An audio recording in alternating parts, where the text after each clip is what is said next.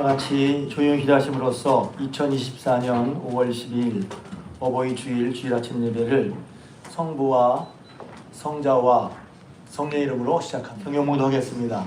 오늘 이 시간 여러분에게 주신 하나님의 말씀은 구약 성경 창세기 44장 27절에서 34절까지 말씀입니다. 구약 성경 창세기 44장 27절에서 34절까지 말씀. 저 같은 성경이라면 구약 성경 70 혹은 71년입니다. 구약 성경 70 혹은 71페이지 창세기 44장 27절에서 34절까지 말씀입니다. 할렐루야. 아멘. 할렐루야. 아멘. 오늘도 주인전에 나오신 여러분들에게 우리 하나님의 은혜와 사랑이 함께 하시길 주님의 이름으로 축복합니다. 아멘. 아동부와 중고등 학생들은 설교가 시작되면 목사님을 봐야 되는 거예요. 아래를 보지 말고 졸려도 때로 설교가 재미없어도 목사님을 봐야 돼요. 오늘은 어버이 주일입니다. 우리를 낳고 길러주신 부모님의 은혜에 감사하며 또 주 안에서 부모님을 공경해서 땅에서 잘되고 형통하시기를 축복합니다.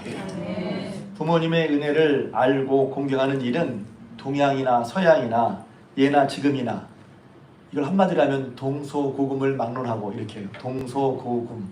동양이나 서양이나 옛날이나 지금이나 사람이라면 마땅히 이렇게 살아야 한다는 사람의 도리로서 부모 공경을 말합니다. 사실 저는 이제 이런 입장보다도 하나님께서 말씀하셨다는 것을 더 말씀드리고 싶어요. 그런데 이제 하나님을 잘 모르는 사람들은 일반적으로 몰라도 부모님 공경해야지 안단 말이에요. 왜? 동서고금. 하나님 믿는 사람이 안 믿는 사람이나 부모님을 공경해야 것은 다 알고 있는 것 같아요. 하나님께서도 10계명 중에 하나로서 부모 공경을 말씀하고 계시죠. 부모 공경이 계명 속에 들어가 있단 말이에요. 해도 그만 안 해도 그만이 아니라 하나님의 계명, 하나님 섬기는 자에게 하나님이 너희 나를 믿으면 이렇게 살라는 계명 속에 딱 들어가 있어요. 유명한 10계명 출애굽기 20장 12절에 이렇게 되어 있습니다. 내 부모를 공경하라. 그리하면 내 하나님 여호와가 내게 준 땅에서 내 생명이 길리라. 아멘. 같은 평행본문이라는 것은 10계명의 내용이 출애굽기에도 나오고 신명기에도 나오는데 신명기의 10계명은 이렇게 되어 있습니다. 신명기 5장 16절에 너는 내 하나님 여호와께서 명령한 대로 내 부모를 공경하라. 그리하면 내 하나님 여호와가 내게 준 땅에서 내 생명이 길고 복을 누리리라. 하나님께서 명령이라고 그랬어요. 명령. 그러니까 이때 신명기에는 뭐냐면 하나님께서 이스라엘 백성을 살려주시고 생명을 주시고 새로운 운명을 주셨으니까 그것이 하나님이 다 하셨어. 살게 하셨어. 그러니까 분명히 믿어질 때 너희가 나를 그렇게 믿겠느냐? 믿겠습니다. 그러면 이렇게 살아라. 그러니까 그것은 사실 협의 여지가 없는 거죠. 하나님을 믿겠으냐 그러면 하나님의 명령, 내 부모를 공경하라는 거예요. 그러면 하나님께서 내게 준 땅에서 내가 생명이 길고 복을 받겠다 그랬단 말이에요. 하나님의 명령이란 말이에요. 십계명 전체를 5장 1절에서 얘기하면서 모세가 이스라엘 백성 불러서 계명을 주기 전에 이렇게 말합니다. 온 이스라엘 불러서 이르되 이스라엘아 오늘 내가 너희 귀에 말하는 규례와 법도를 듣고 그것을 배우며 행하라. 하나님의 말씀을 듣고 그것을 배우고 행하란 말이죠. 듣고 배우고 행하라. 그러니까 먼저 들어야죠. 그 다음에 배워야 된단 말이에요. 배운다는 것이 무슨 내용인지 알아. 외우라는 말씀이 아니라 그렇게 하나님 하신 말씀을 듣고 배운다는 것은 그 말씀을 살아가는 과정을 거치라는 거예요. 왜냐면 제가 오늘 말씀 준비하는 가운데 부모를 공경하는 거를 당연하고 얘기하는데 어떤 사람들은 부모 공경을 당연하게 여기지 않을 수 있단 말이에요. 부모님 공경을 해야 되나겠고 또 어떤 분은 우리 부모님한테 해준 게 뭐가 있다고요. 저는 아니에요. 이런 분이 있을 수 있어요. 요새는 시절이 하도 이상해서 부모 같지 않은 부모도 있고 자녀답지 않은 자녀도 있더란 말이죠. 그래서 거기에 이제 성경이 그렇지만 누가 요새 그럽니까? 그런 사람이 혹 여기 계실 수도 있어요. 다른 사람 몰라도 우리 부모님 안 그래요. 나한테 해준 게 뭐가 있다고요. 그런 분이 계실까 봐 먼저 제가 얘기를 하는 거예요. 성경에 좀 이제 딱딱한 얘기일 수 있지만 성경에 너에게 잘해준 부모에게만 공경하라 이런 얘기는 없거든요. 네. 이게 좀 부담되는 분이 있어요. 너에게 잘해준 부모는 내가 공경하고 너에게 못해준 부모는 공경하지 마라. 이런 말씀이 성경에는 없어요. 내 부모를 공경하라. 명령이란 말이에요. 그러니까 그 구제법들을 들어야 돼. 처음에 이해가 안 될 수 있죠. 왜 이렇게까지 해야 돼? 듣고 그 다음에 배워나가는 거예요. 왜 그래야 하지? 뿐만 아니라 그것을 지켜 행하라는 것입니다. 할렐루야. 아멘. 그렇게 계명을 지켜 행할 때 하나님께서는 그 계명을 지키는 자에게 천대까지 은혜를 베푸신다고 그랬어요. 할렐루야. 아멘. 하나님의 말씀을 듣고 지키는 자에게 천대까지 은혜를 베푸시는 하나님이시니 하나님의 말씀 듣고 계명을 지켜 천대까지 은혜를 이룬 여러분 되시길 주님의 이름으로 축복합니다. 아멘. 신약 성경에서 사도 바울도 역시 에베소서에서 이렇게 말합니다. 이 계명을 말할 때 이 계명은 약속에 있는 첫 계명이라고 했어요. 부모를 공경하는 것이 첫 계명인가? 5번째인데요. 그런데 약속이 있는 다른 계명들은 하라, 하지 말라만 돼 있지 이렇게 하면 어떻게 해주겠다는 말이 없어요. 그런데 유독 5번째, 흔히 10계명 그러는데 첫 번째부터 네 번째까지는 하나님에 대한 하나님과의 관계 속에 어떻게 되느냐, 흔히 이제 대신계명, 하나님과의 관계 속의 계명이고 다섯 번째 계명부터 10번째 마지막까지는 대인계명, 사람들 사이의 관계에서 계명이라는 거예요. 그러니까 첫째 계명이라면 사람들 사이의 관계 속에서 첫 번째 계명이라는 뜻입니다. 그러니까 인간관계 첫 번째 그런 거예요. 기본. 인간관계의 기본. 그것이 바로 내 부모를 공경하라는 것입니다. 그런데 하나님께서 거기에 약속을 붙여놨어요. 이렇게 하면 이렇게 복을 주겠다. 왜 이러셨을까요?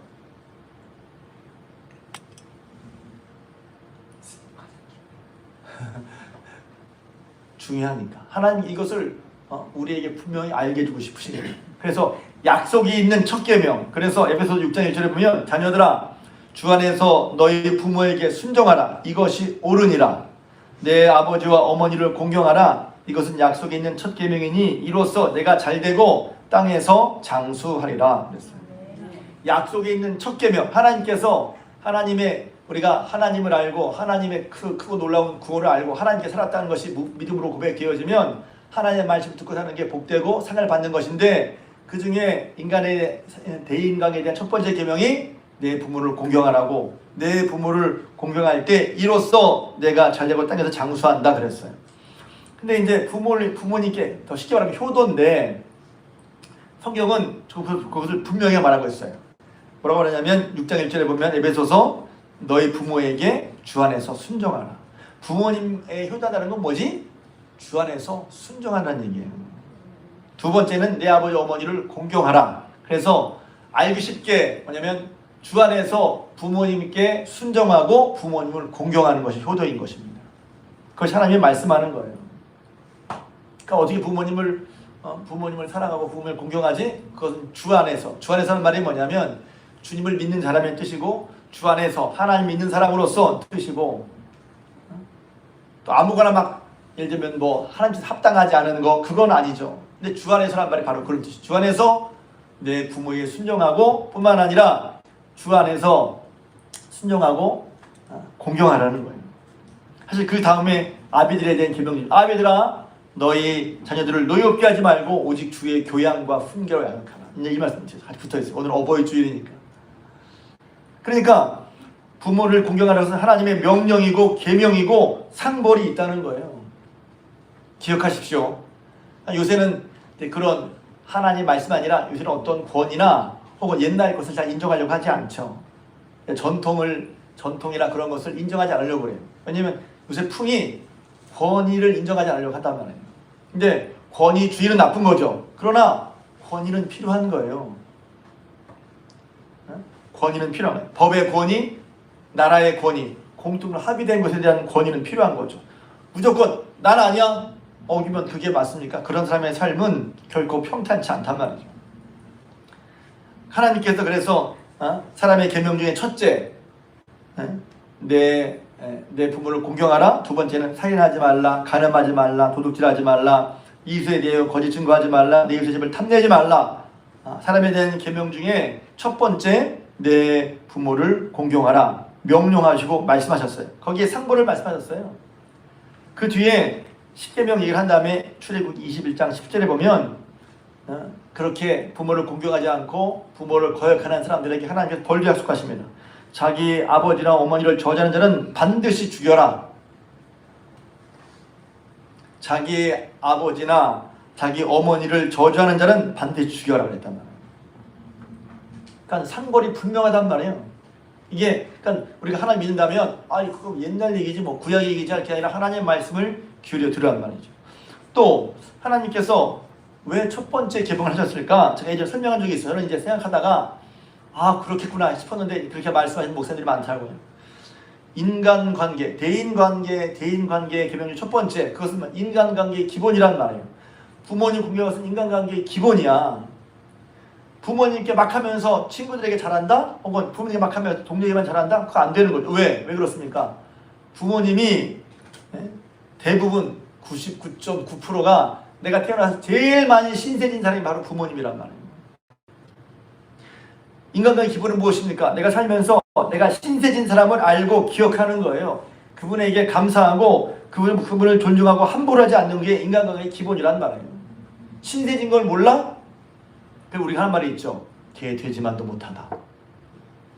성경에도 그런 말이 나요. 소도 자기 주인을 알고 자기에게 자기 구유를 메꿔주는 자기의 음식을 주는 사람을 안다는 거예요. 그래서 소도 자기 주인을 알아. 내가 어떻게 이 세상에 나왔는지, 그리고 내가 지금까지 가장 신세를 많이 진 사람이 누군지 여러분 말 하나도 저는 알아요. 부모님이죠. 인간관계의 기본인 거예요. 내가 제일 많이 신세진 사람. 이렇게 하면 어떤 분은 목사님, 부모가 신세를 지는 게 아니라 당연히 부모 공경해야 되는지 모르지만 생각해보자는 말이에요. 머리로. 왜 부모를 공경해야지? 하나님 말씀 그것도 많죠. 근데 하나님 말씀만이 아니라 동서고금에 보면 부모님 공경하는 얘기가 나와요. 왜 그렇지? 인간관계의 기본. 신세진 사람을 아는 거예요. 내가 가장 신세진 게 누구야? 부모님이잖아요. 신세진 걸 알면 그렇죠? 그걸 기억합니다. 감사한 마음이 듭니다. 존중하는 마음이 듭니다. 함부로 하지 않습니다. 그게 부모를 공경하는 것이죠. 뿐만 아니라 우리 부모님으로부터 요새는 이제 부모님보다 좀 머리가 크면 엄마 이런 거 알아? 아빠 이런 거 알아? 하게 되는데 그 전까지 우리에게 인생의 모든 총체를 부모로서 가장 귀한 것을 우리에게 부어준 분이 바로 부모님, 알게 해준 분이 부모님이란 말이에요. 그 다음에는 이제 뭐 학교를 가고 부모님은 공부를 못하실 수 있지만 학문을 배우지만 그 전까지 우리의 인생에서 부모님의 인생의 총체, 인생을 살아오신 그 모든 가운데 가장 좋은 곳으로, 가장 귀한 곳으로 우리를 이끌어준 분이 부모님이란 말이에요. 그래서 잠언 1장에 보면 여호와를 경외하는 것이 지혜의 근본인데 미련한 자는 지혜의 형기를 멸시한다. 내 아들아, 내 아비의 훈계를 들으며 내 어미의 법을 떠나지 말라. 이는 내 머리에 아름다운 간이요 내 목에 금사슬이니라. 물론 솔로몬의 잠언에 볼 수 있지만 아버지가, 어머니가 자기 인생에 살아온 모든 경험 중에 아이를 키우면서 그에게 말해주는 거란 말이에요. 이렇게 하는 게 좋다, 이렇게 하는 게 유익하다 말해주는 거예요. 그럼 그걸 듣는 게 마땅하죠. 처음부터 무조건 대놓고 엄마 아빠의 말을 안 듣는다는 것은 참 위험한 거예요. 아버지 어머니 말을 안 듣는다는 거. 이제 좀 사춘기가 와서 우리 이제 아동부랑 중고등부 사춘기를 할 텐데, 사춘기가 오면 이제 내가 하나의 독립된 인격적으로 자라려고 그동안에 내가 무비판적으로 받아왔던 것에 대해서 거리를 두면서 내 스스로 자기를 독립해 나가려고 반항기가 있긴 하지만 그럼에도 불구하고 여전히 내게 귀한 내 삶을 채워주는 그런 교훈을 주고 또 내 삶을 그래서 살아오게 한 데에 있어서 부모님의 말씀은 이루 말할 수 없이 귀한 거란 말이에요. 그러니까 왜 부모를 공경해야 됩니까? 부모에게 효도하는 것이 인간관계의 기본이고 뿌리이기 때문에 그렇습니다. 왜 부모님을 공경해야 합니까? 부모 공경, 효도는 내 생명의 원천과 뿌리를 아는 거예요. 내가 어디서 났어요? 그냥 나왔어요? 부모님에서 나온 거란 말이에요. 내 생명의 원천, 내 삶의 원천과 뿌리를 아는 것이기 때문에 내가 어디서부터 부모님께서 왔잖아요. 그러니까 부모를 공경해야죠. 왜 부모를 공경해야 됩니까? 내가 부모님을 공경할 때 복을 받고 약속 있는 첫 계명이니까 내가 땅을 살려고 장수하겠다 분명히 말씀하셨어요. 그렇지 않으면 불효하면 공경하자면 화를 입기 때문에 그렇습니다. 왜 부모님을 공경하고 효도해야 됩니까? 내가 부모님을 공경하고 효도하면 자식도 공경하고 뒤에서 본단 말이죠. 내가 불효하면 자식도 불효하고 십상이란 말입니다. 내가 왜 부모님을 공경해야 됩니까? 내가 부모님을 공경하느냐 아느냐에 따라서 내 집안의 우리 가정의 생명과 번영과 관계가 잘 되느냐 못 되느냐 결정된단 말입니다. 내가 형통하리라, 네가 삶에서 잘 되겠다는 말이 뭐예요? 내 생명, 그 집안의 가정, 번영과 부모님 공경과는 우리가 볼 때 그리고 관계 있어. 관계가 있단 말이에요. 뿐만 아니라 하나님의 명령으로서, 하나님의 계명으로서 부모 공경을 해야 하니 부모님을 공경하는 것으로 우리가 하나님을 진정으로 믿고 따른다는 것을 드러내는 것이 되고 부모 공경을 통해서. 그렇지 않으면 부모를 공경하지 않을 때 하나님의 영광을 가릴 수도 있단 말입니다. 기억하십시오. 여러분, 주 안에서 부모님께 순종하고 부모님을 공경하실 주님의 이름으로 축복합니다. 아멘. 성경에 보면 부모님께 효도하고 순종해서 공경해서 잘된 사람들이 참 많이 있습니다. 오늘 유다도, 오늘 창세기도 그런 사람 중에 한 사람인데, 먼저 앞서 잠깐 얘기를 드리자면 룻기에 룻이 있습니다.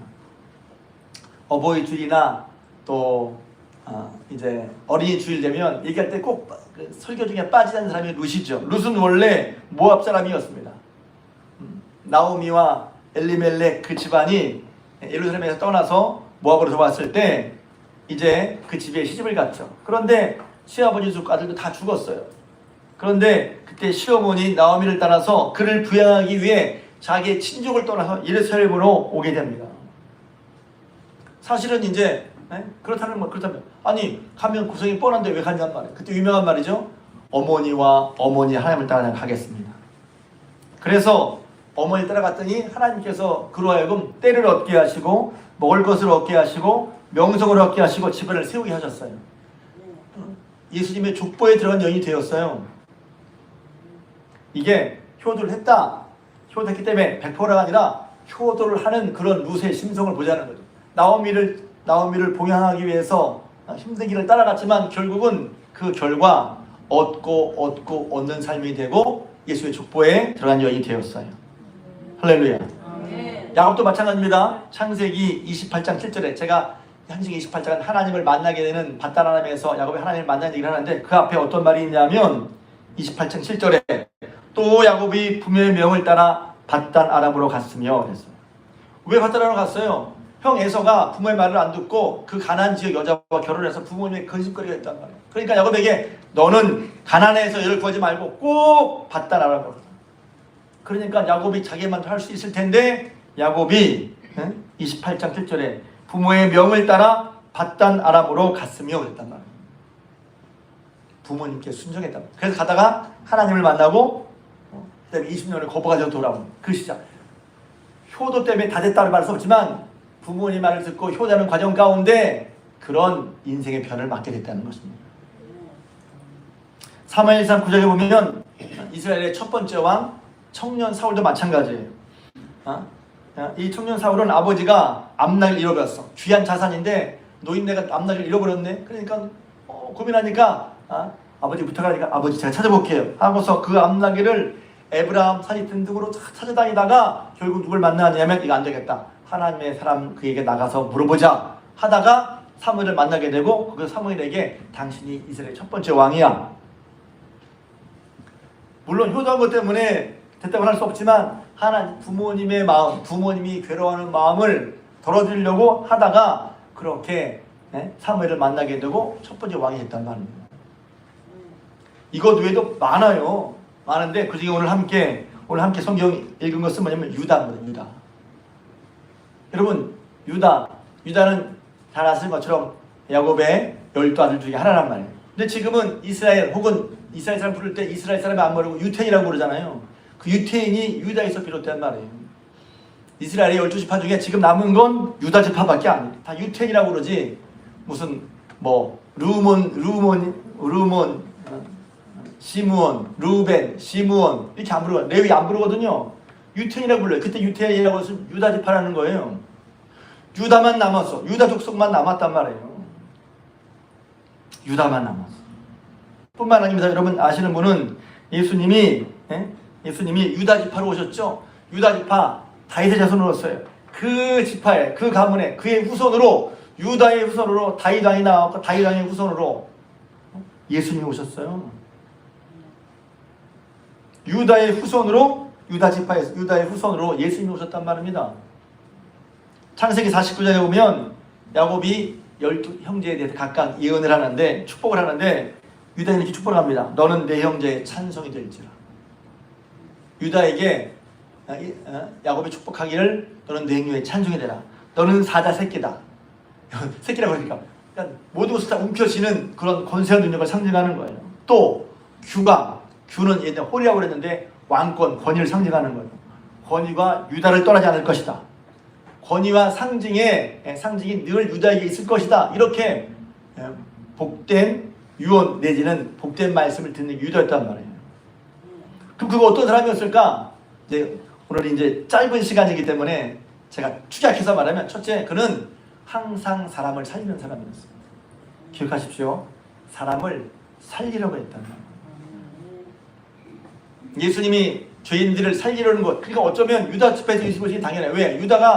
유다의 여러 가지 삶이 있지만 그 삶의 특징은 뭐냐면 사람을 살리려는 사람이에요. 예수님도 죄인들을 살리려고 오셨죠. 어떻습니까? 이제 유다 얘기를 하려면 창세기에 좀 알아야 되는데, 아시는 것처럼 야곱이 12형제를 낳았잖아요. 부인 넷이었는데 자기가 가장 사랑했던 부인 라헬에게서 요셉과 베냐민을 낳죠. 막내 아들인 격이야. 근데 요셉이 너무 이뻐서 요셉에게만 채색 옷을 지어 입혔다고 했어요. 그러니까 다른 사람이 볼 때 이제 이것도 얘기하겠지만 야곱이 볼 때 요셉이 너무 이뻐서, 왜 사랑하는 아내 라헬이 나서 너무 이뻐서 그랬지만 다른 형들이 볼 때는 왜 쟤만 채색 옷을 입히는 거야? 하고 형제지간에 좀 불화를 낳게 할 그런 정도였어요. 그런데 결국 그것 때문에 그래서 형들이 시기를 품고 또 뿐만 아니라 자기가 꿈을 꿨다고 얘기하잖아요. 해와 달과 11발이 절하더라. 형이 맨 곡식단이 있는데 형의 곡식단이 다 곡식단이 절하더라. 그 뜻은 뭐냐면 형들보다 내가 더 높은 사람이 될 거야. 이게 대놓고 말하니까 형들이 요셉을 시기했거든. 그래가지고 어느 날 아버지 말씀에 따라 형들이 이제 그 양들을 잘 치고 있는지 알아보고 와라. 그래서 갔다가 형들에게 붙잡히죠. 형들이 뭐라고 그러지 않습니까? 저 꿈 꾸는 놈 온다. 우리가 죽여서 그 꿈대로 다 한번 보자. 그래서 죽이려고 빈 마른 우물에 가둬놨잖아요. 죽을 판이었어. 근데 그때 야, 우리가 쟤 죽일 필요가 뭐가 있냐. 피를 묻지 말고 차라리 팔아버리자. 이스마엘 사람에게. 그러니까 판다는 것도 그러니까 팔려고 하는 게 아니라 사실은 살리려고 했단 말이죠. 그렇게 요셉을 죽이지 말고 우리 팔아버리자 한 사람이 누구냐면 유다였어요. 살리는 사람이었단 말이에요. 살리는 사람. 그 유다가 지금 오늘 본문 얘기를 하는 거예요. 오늘 본문 얘기도 간단하지만 얘기를 좀 더 재밌어요. 그래서 이제 형들이 요셉을 팔았네요. 요셉을 아시는 것처럼 그 뒤에 애굽에 팔려가서 보디발의 집에서 고생을 하잖아요. 그 결국은 팔려갈 때 17살이었는데 30세, 한 30세 되는 해 13년 만에 아시는 것처럼 우여곡절을 거쳐서 애굽 바로의 꿈을 해석하고, 그가 준비한 것 때문에 이렇게 똑똑한 사람을 하나님 신이 감동 사람 우리가 볼 수 없다 그래서 애굽의 총리 대신이 되죠. 그리고 그가 꿈을 풀어서 해석한 대로 7년 동안 풍년이 있고 7년 흉년이 올 텐데 7년 흉년 동안 풍년에 얻어진 그 곡식을 착하게 관리해서 7년을 대비했어요. 그러고서 이제 7년이 마저 지나고 흉년이 오죠. 그러니까 그것은 근동 지역의 무지무지한 흉년이었어요. 그런데 다 풍년이 들었으니까 그 뒤에 7년 흉년이 올 거라고 그런 사람이 생각을 못해서 풍년 뒤에 얼마 지나지 않았냐 곡식이 다 떨어졌는데 소리가 들리는 거예요. 저 애굽에는 곡식이 있다.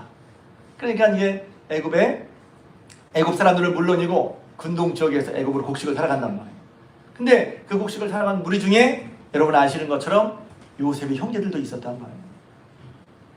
그러니까 지금부터 따져보면 날짜를 대충 따져보면 그때 요셉이 팔려갈 나이가 17이었고 총리가 된 때가 30이었으니까 네, 13년이 지났어요. 근데 7년 풍년이 지났으니까 20년 지났어요. 그리고 풍년 한 1, 2년 더 지났으니까 약 22, 3년 정도 됐을 때 형들이 이제 애굽으로 양식을 살아간 거야. 형들은 자기가 판 요셉이 팔아먹은 요셉이 애굽에서 총리가 되었으면 꿈에도 생각을 못했죠. 그런데 딱 보니까 요셉이 딱 있는데 형들이 양식을 사러 온 거야. 그러니까 딱 보고서 요셉을 알았어요. 형들 왔네. 이게 얼마나 드라마로 보면 이게 얼마나 극적인 장면입니까? 그런데 딱 보니까 형들은 자기 앞에 있는 애굽의 총리가 자기가 파는 동생인지 모르는 거지. 그래서 그 일 보면 이제 요셉이 침을 뚝 띄고 이제 자취정을 물은 다음에 일부러 누명을 씌우죠. 너희들이 아무래도 외국의 첩자 같다. 3일 동안 가둬놉니다. 그래서 꺼내서는 이제 그러면 너희가 첩자가 아닌 증거를 말해라. 그러니까 이제 막 자기 얘기를 하는 거예요. 사실 우리 아버지는 어디 사는데 아버지가 요셉이고 옆에 형제가 있었는데 그 중에 형제 하나는 뭐 죽기도 하고 쭉 얘기를 하는 거예요. 그러니까 이제 사실 요셉은 형들을 시험해보고 싶었던 거였거든요. 그래? 그러면 증거를 가져와. 너희가 말한 대로 너희 막내가 베냐민이 있다고 하니 베냐민이라는 사람 데리고 오면 내가 너희 말이 진실인 줄 알겠다. 그러고서 이제 먼저는 이제 급하니까 그들에게 이제 곡식을 실어서 다 보내고 인질로 시므온이라는 사람 한 사람 붙잡아 놓고 다시 올 때 꼭 베냐민 데리고 와라. 그래서 보내준단 말이에요, 사실. 보내줘서 이제 가서는 이제 아버지에게 자취정을 다 말하는 거죠. 아버지 우리가 떠가려면 이번에는 우리가 한 말이 진실이라는 거를 알기 위해서 베냐민을 꼭 데리고 가야 됩니다. 그랬더니 야곱이 펄쩍 뛰는 거죠. 왜? 야곱에게는 어떤 아픔이 있었어요? 요셉을 잃어버린 아픔이 있던 거죠. 전에도 요셉을 잃어버렸는데 내가 사랑한 얘들 베냐민 막내잖아요. 베냐민이 또 잃다면 내가 어찌 그럴 수가 있겠느냐. 그러니까 가지 말라고 부르지 않습니다. 근데 이제 아들들은 얘기하는 거죠. 그때도 유다가 나서서 말합니다. 아버지, 만약에 아버지가 베냐민 아버지 우리를 못 보냅니다. 못 갑니다. 그 사람이 말했는데 그 사람이 꼭 데리고 왜 베냐민 얘기했냐? 그러니까 어떻게 말하다 보니까 베냐민 얘기를 하게 됐어요. 근데 베냐민을 데리고 오라고 할 줄은 전혀 저희도 몰랐습니다. 그러니까 야곱은 고민을 하는 거죠. 그래서 시간이 좀 지났어요. 근데 시간이 지났는데 먹을 게 다 떨어졌어. 안 갈 수가 없잖아요. 어쩔 수 없이 베냐민을 보냅니다. 베냐민을 보내서 올 때 유다가 이제 설정을 합니다. 아버지 걱정하지 마시고 제가 제 아들을 걸고 제 목숨을 걸고 베냐민을 꼭 데리고 올게요. 그래서 왜냐면 먹어야 사니까 살리기 위해서 아버지를 설득하는 거죠. 그리고 아버지를 안심시키기 위해서 내가 내 생명을 걸고 내 자녀를 걸고 베냐민을 꼭 데리고 오겠습니다. 그러니까 또 야곱 어쩔 수 없이 보내면서 그 전에 첫 번째 갔다 올 때 곡식을 살 돈을 보냈는데 그 돈도 안 받고 그냥 다 보냈었거든요. 그러니까 혹시 모르니 그것으로 이제 흠을 잡을지 모르니까 이번에는 돈을 2배로 가져가라. 전에 줬던 곡식값도 다 가져가고 이번에 가서 꼭 데리고 와라. 해서 두 번째 간 거예요. 두 번째 갔는데 정말 딱 보니까 베냐민이 온 거죠. 베냐민은 자기 엄마는 친동생 아니겠어요? 너무 반가웠어요. 그러고서 이제 시몬을 딱 데려놓고 아무리 어떤 데서 다 이제 돌려주고 너희만 참말이구나 하면서 보내면서 뭐랬냐면 자기의 귀중품을 베냐민의 짐속에 딱 넣죠. 떠나자마자 또 쫓아가지고 시위대 쫓아와서 이렇게 말하는 거죠. 우리 주인이 그러니까 시위대가 와서 우리 주인이 당신한테 그렇게 여러 홀 베풀었는데 우리 주인의 물건을 훔쳤어? 우리 그런 일 없다고 다 뒤져보라고. 그래서 딱 뒤지니까 베냐민의 짐에서 그게 딱 나오는 거 아니겠습니까? 그러니까 사람들이 그럽니다. 이때 중요한 거예요. 자, 여러분 다 괜찮아요. 그냥 가세요. 이 사람만 우리 가게 됩니다. 이 부분이 중요해요. 그럼 어떻게 했어요? 예전 같으면 그래 너만 가라 우리 갈게. 형제지간의 우애도 지금 생각하는 거예요. 그 집안이 처음부터 있었던 아버지의 실체, 부모님의 실체가 아니라 왜냐면 부모님이 잘못했다 이런 말보다 부모님이 여러분 기억하시고 부모님도 어른이지만 완전한 사람은 아니거든요. 그 가정에 야곱이 의도하지 않았던 간에 요셉을 편애했던 거예요. 그러니까 다른 성자들이 시기를 하죠. 우리가 아이를 키울 때 잘 키운다고 하지만 우리에게 허점이 없습니까? 아이들은 상처를 받아요. 부모 경고를 할 때 이런 거죠. 아, 우리 부모님은 아닌 것 같아요. 왜 그렇죠? 아이가 상처를 받을 수 있거든요. 근데 그 상처가 그거에 사실은 부모님은 의도하지 않을 수 있어. 그런데 아이가 상처를 받았어. 그러니까 상처받은 아이는 부모 공격만 하면 이제 알레르기가 올라오죠. 저는 아니에요. 우리 엄마 아빠는 아니에요. 이럴 수도 있단 말이에요. 혹시 여러분 중에도 나이가 들어서 이미 있는 분 중에서도 부모님께 받은 상처 때문에 부모 공격 말하지 마세요. 이건 아예 씨알도 안 먹혀. 그런 거 있다면 잘 들으세요. 뿐만 아니라 의지의 충돌도 일어나요. 특히 이제 아버지를 생각해서 아버지는 뭐 하는 거야? 자식들을 열심히 하는 게 뭐예요 도대체? 가족을 책임지고 하는 거 아니에요? 그러니까 아빠 오늘은 아빠 우리 함께 해줘. 가서 일해야지. 아이들은 아빠와 함께를 바라는데 아빠는 가족을 위해서 일을 해야 된단 말이지.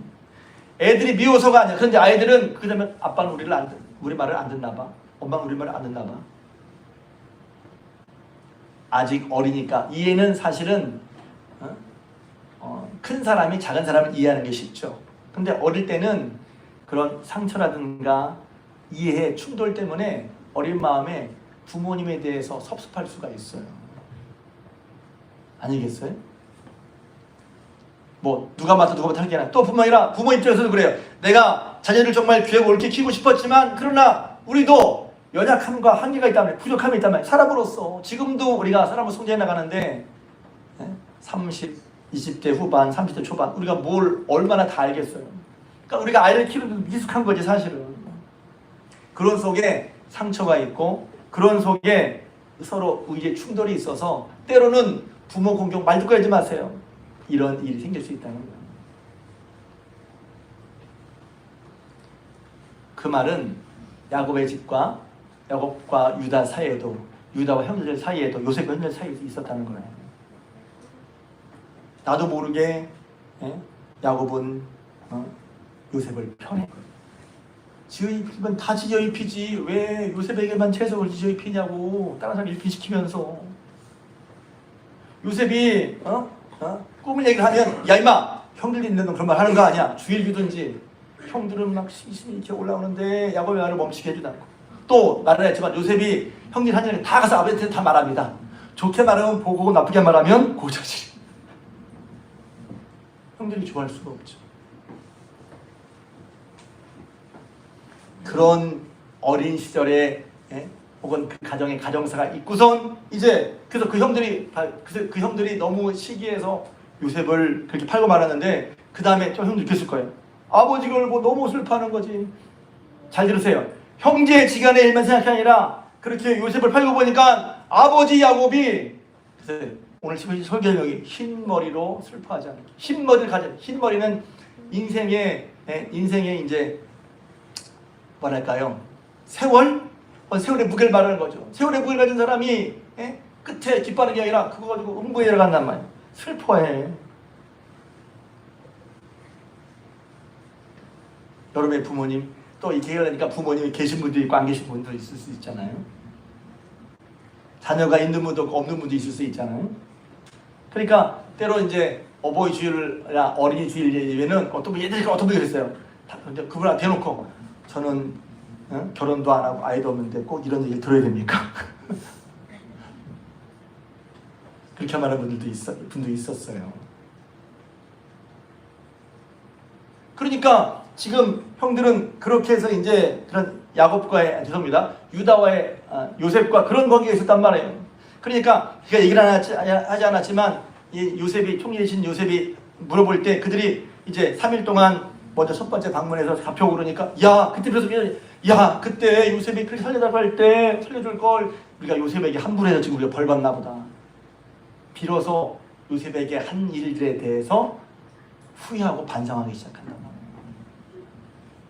요셉도 왜 그랬을까요? 그러면서 이제 다시 얘기를 지금으로 돌아와서 지금이 그렇게 이제 베냐민의 집에 딱 있으면 베냐민을 잡아온다면 그러니까 형제들이 베냐민만 간 게 아니라 이 베냐민 안 데리고 가면 누가? 아버지 야곱이 큰일 난다. 그러니까 베냐민과 함께 다 다시 총리인 요셉 앞으로 갑니다. 그리고 이제 그 앞에서 설득하는 얘기가 오늘 얘기인 거예요. 유다가 설득하는 거예요. 사실 이마저마에서 우리 형제 중에 둘이 있었는데 그 둘 중에 하나 요셉은 벌써 죽은 지 오래됐습니다. 그런데 이 아들 베냐민은 정말 우리를 사랑하는 분입니다. 사랑하는 건 아닙니다. 만약 이 아이 안 들어가면 우리 아버지는 죽습니다. 그러니 이 아이 대신에, 이 베냐민 대신에 제가 있겠습니다. 유다. 눈물 나지 않아요? 야, 어떻게 그럴 수가 있지? 아버지의 마음을 생각한 거야. 이 아이 안 들어가면 우리 아버지 죽습니다. 그러니 예전에는 서로 미워해서 팔기도 하고 또 원망도 했는데 이제는 그렇게 하면 아버지 마음이 상해서 우리 아버지 돌아갔을 것 같으니까 그렇게 하지 말자는 거죠. 그리고 유다는 거기서 내가 대신 종이 되겠습니다. 그러니 이 베냐민을 보내주십시오. 아버지 생각하는 마음으로 형제지간의 오해와 형제지간의 반목이 풀리는 순간이라는 거예요. 뭐 때문에? 아버지를 사랑하는 마음. 아버지가 이렇게 아버지가 죽게 생겼어. 그러니까 제가 사실 있겠습니다. 제가 종일 테니까 이 베냐민 보내주십시오. 그 일 듣고 있긴 않았지만 45장 그 뒤에 보면 요셉이 그 정을 억제하지 못하고 소리질러서 울기 시작했다는 거예요. 형들이 이렇게 바뀌었구나. 형들이 정말 아버지를 사랑하는구나. 그리고 내 대신 베냐민 대신 내가 있겠습니다. 뭐 동생도 사랑하는 거죠, 사실은. 그래서 결국은 그 일 때문에 그동안 한 25년 정도 해묵은 가정 내에서의 반목이 사라졌어요. 그리고 아시는 것처럼 총리 대신이 되고 깜짝 놀라서 형 다 데리고 와가지고, 그리고 요셉이 그가 모든 가족을 다 먹여 살리죠. 할렐루야. 요셉의 얘기 같지만 잘 보면 거기서 유다가 얼마나 중요한지 알겠습니다. 왜 유다가 중요합니까? 아버지의 마음을 알고 베냐민 안 가면 우리 아버지는 죽어. 그 늙은 머리로 그거 우리가 볼 수가 없어. 그러니 내가 대신하겠다는 거예요. 사람을 살리려고 하고 아버지의 마음, 효도하는 마음이었단 말이에요. 효도가 뭐예요? 공격하는 건 뭐예요? 부모님의 마음이 아프지 않게 하는 거죠. 부모님의 마음이 아프지 않게 하는 효도잖아요. 그것은 주 안에서 부모님 말씀을 순종하고 공경하는 거란 말이에요. 그 결과 유다가 어떻게 됐어요? 그 결과 유다가 아까 말씀드린 것처럼 그렇게 부모를 공경하니 유다는 12지파에서 지금까지 남는, 지금도 계속 이스라엘이라고 부르는 게 아니라 이스라엘 사람들을 왜 이스라엘이라고 안 부르고 유태인이라고 부르냔 말이에요. 유다 지파 사람만 남은 거예요. 사람을 살리려고 하고 그 가운데 부모님께 효도한 유다 지파가, 유다가 그 후손이 복을 받았고, 뿐만 아니라 예수님이 그 지파에서 나왔고 다윗이 그 지파에서 나왔어요. 가장 위대한 이스라엘의 왕 다윗 유다 지파에서, 뿐만 아니라 예수님의 그 다윗의 후손으로 예수님이 유다 지파에서 나왔어. 분명히 보여주죠. 무엇을 분명히 보여줍니까? 하나님 말씀대로 부모를 공경한 자에게 어떤 복을 주시는지. 오늘 어버이 주일입니다. 혹시 여러분 가운데 부모님께 상처와 또 부모님을 치료하는 가운데 상충된 일들이 경험된 분이 있습니까? 여러분도 부모님을 이해할 수 있기를 바랍니다. 부모님도 다 알고 하는 게 아니거든. 부모님도 다 완전히 하는 게 아니거든. 그래서 때로 여러분 상처를 받을 수도 있고, 우리는 상처를 받을 수 있고, 또 이해 충돌이 있을 수 있어요. 부모는 여러분을 위해서 일해야 되는데 잠깐만 같이 있으라고 하면 어떡합니까? 예를 들면 그건 일부분이지만, 그래서 우리는 요셉이 야곱을 이해한 것처럼 나중에 유다가 아버지를 이해하고 요셉만 좋아하고 우리는 안 그랬는데 몰라 할 게 아니라 그 아버지가 흰머리로 슬퍼하는 것을 도저히 볼 수가 없어서 효도했단 말이에요. 자기 자신을 들여서 얘 꼭 가져가야 돼. 얘 꼭 베냐민 얘 꼭 데려가야 됩니다. 차라리 제가 있겠습니다. 그랬을 때 요셉이 무릎에 터졌고 오랜 동안의 형제지간의 수건이 풀렸어. 할렐루야. 부모님께 효도하고 공경할 때 형제지간의 수건도 풀릴 수 있는 거예요. 다시 한번 오늘 어버이 주일 하나님 말씀대로 계명대로 부모님을 부모님께 순종하고 부모를 공경하는 저렴 되시기를 주님의 이름으로 부탁을 드립니다.